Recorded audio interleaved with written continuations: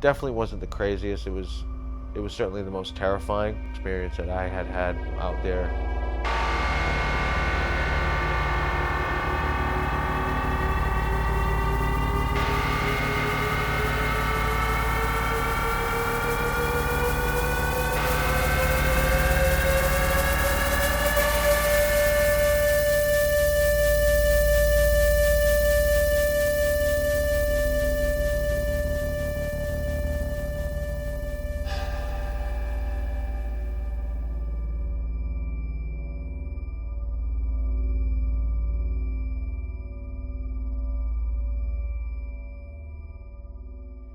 I believed my childhood was normal because I didn't really have anything else to compare it to. I only realized that it was dysfunctional and unhealthy, years later in retrospect. I grew up with a mother who was paralyzed from the waist down. She lost the ability to use her legs when she was 19 years old.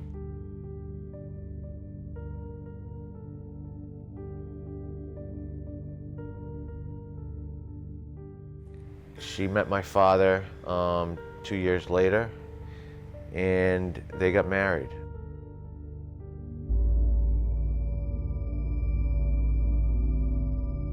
I grew up with family members and neighbors and stuff telling me as a kid what a great father I had. But on the inside of the house, I saw stuff that contradicted that, the way he talked to her, the way he treated her, almost as if he had married a woman with a ball and chain.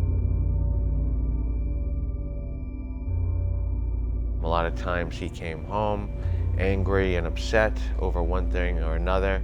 I didn't really see him as any kind of a kind, gentle, loving person.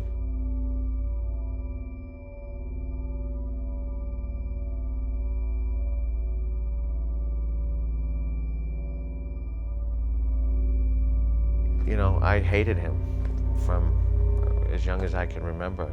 He called me a faggot when since the age of 5 years old. I remember him calling me a faggot. Because I didn't like him or his personality, I would do the opposite of what he tried to force upon me. He could certainly control me in some aspects of my life, but in other areas where I had a choice, I would go out of my way to not please him.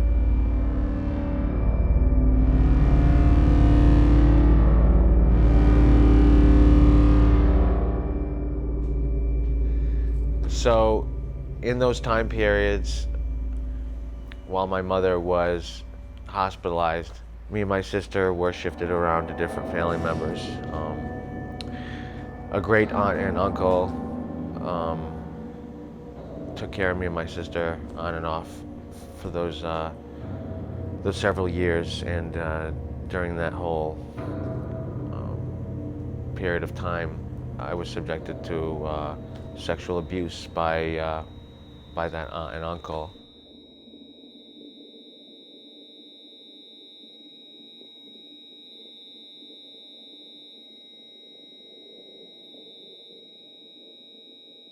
I was at school one day when I was 10 years old, and they had shown a video about sexual abuse, and I immediately identified that that was going on in my life. I talked to my mother about it, and she sort of minimized it because it was primarily a woman doing it to a boy. If that was perhaps my uncle doing it to my sister, fists would have been flying, and the police would have been called. That experience of being sexually abused by a woman certainly shaped and molded the way I perceive women, and also shaped my sexuality, my sexual preferences, my orientation. And I vented a lot of that abuse that was inflicted on me as a kid. The verbal and physical abuse from my father, the sexual abuse I experienced from my aunt. So I would bully gay kids, I would not just say a few words, I would hassle them. I would get everyone in class to make fun of one kid that was maybe obviously gay or weaker than I was or whatever, and I would let out that rage and anger because I had no other outlet.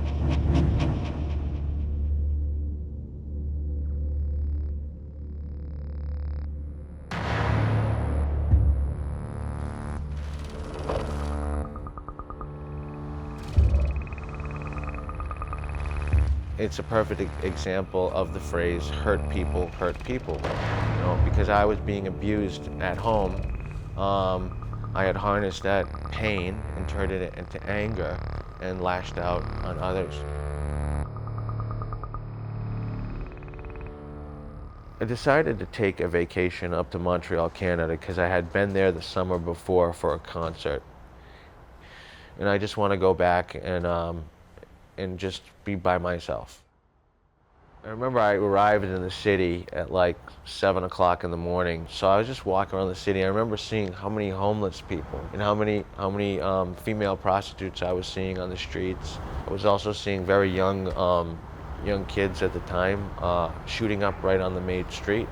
And the police cars were just driving right past them. And I was like, this is crazy. I checked into the hotel, and that night I went out and I had a good time. I had a couple drinks at some bar, and then I went back to my hotel, and there was this kid. He was spare changing.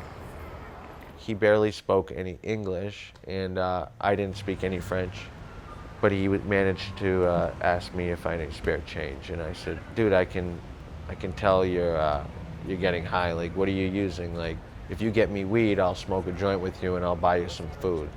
So I gave him $20 to go get a bag of weed, and I walked with him to this corner, and there was a bunch of guys on the opposite corner, and he's like, wait here, I'll be right back.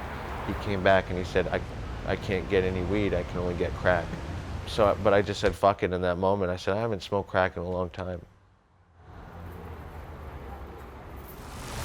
I ended up quitting work in Boston. I just was like, listen, I found my calling. And my roommate was like, what are you talking about, dude? Like, you were doing so good here. Like, I was the assistant manager at the place, the hardware store, and they didn't understand why I wasn't coming back. I just left for vacation.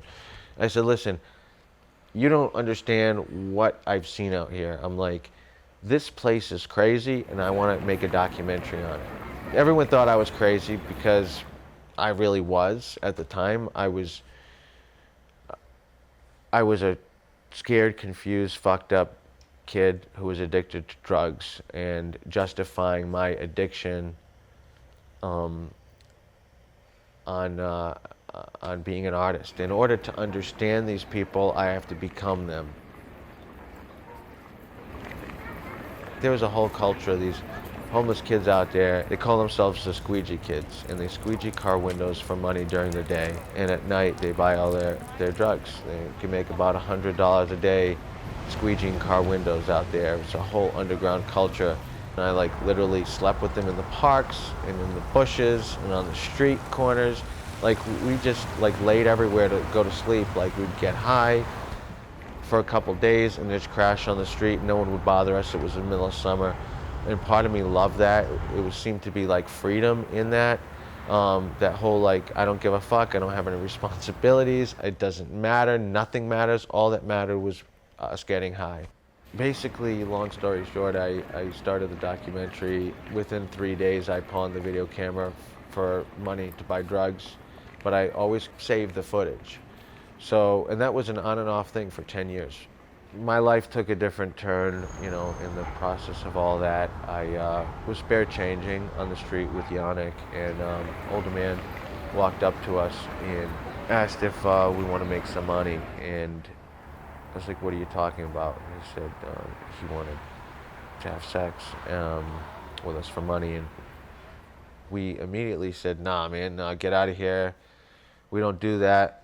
But it was familiar to me because I had been around these types of people for years. I just hadn't encountered someone like that in a long time.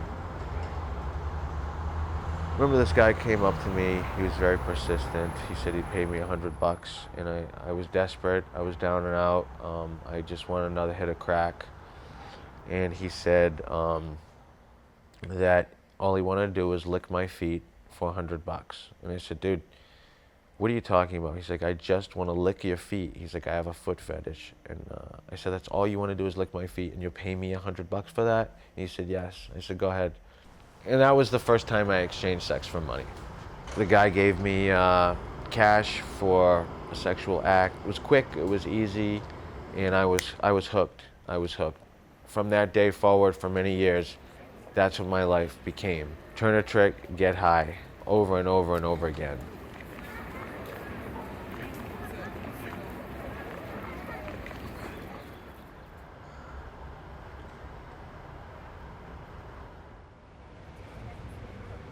I was on St. Catherine Street on the usual corner I would prostitute myself on.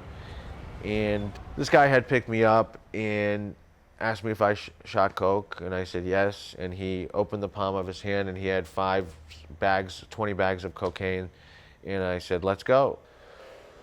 I remember we got to his house and I realized that the cab was $75, so we were quite a distance away from Montreal and some other city at the time. We went in the house, in the apartment. He said, okay, if you want a hit of coke, you have to take off all of your clothes. I took the first shot of cocaine, and when you shoot cocaine, there's an intense, increased paranoia. You get into this delusional state. It's an incredibly euphoric experience because all you're focused on is the paranoia. They're coming for me, they're coming for me. Like, cocaine psychosis is incredibly powerful. He said, just relax, I just want to have sex and I'll give you your clothes back. And I said, I want my clothes back right now.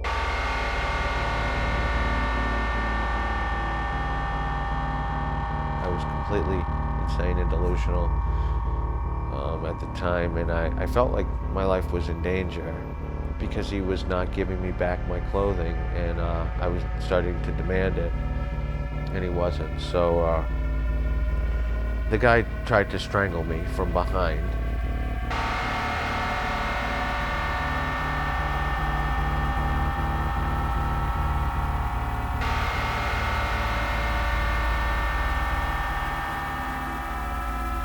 I ran out of the house, almost completely naked. There was a t-shirt that I had grabbed and put on, and it probably just made it past my belly button or something.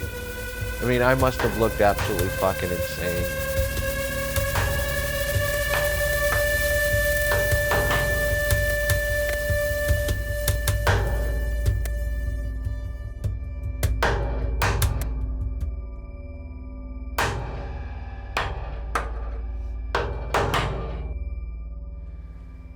I ended up going back home, and saying goodbye to Yannick was very difficult because we had created this really strong friendship. You know, all that confusion that I had had about my sexuality just sort of diminished after that sexual encounter with Yannick. I had realized what I was, but I didn't accept it. I'm confused about my own sexuality still, because I believe it's a fluid thing, and nothing is so black and white. And it took years for me to sort of come to these conclusions, and a lot of pain in the process of coming to these conclusions. But yeah, that's what I had figured out after being with Yannick, and I just didn't accept myself for that.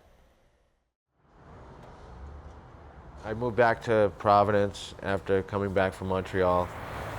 I was scared, alone, broken, confused, didn't know where to turn. I walked into my first 12-step recovery meeting, and Jimmy happened to be at that meeting, and he had his first 90 days clean. And I was really surprised to see him at that meeting clean and in recovery. For the first time I saw hope. I realized that, okay, if he could do it, then I could too. I wish it was the thing that magically got me clean from there on in, but for many years I struggled, but Jimmy was always there by my side. He was the first true friend I'd ever had. All the other friendships I sort of had developed through the years were based on drugs, and really the only thing that brought us together was, hey, let's go get fucked up. And when drugs or alcohol weren't there, we had nothing to talk about. The friendships I had built in recovery, and they all started with Jimmy, were just much more meaningful and deep and powerful than before. And you know, he was my inspiration to get clean.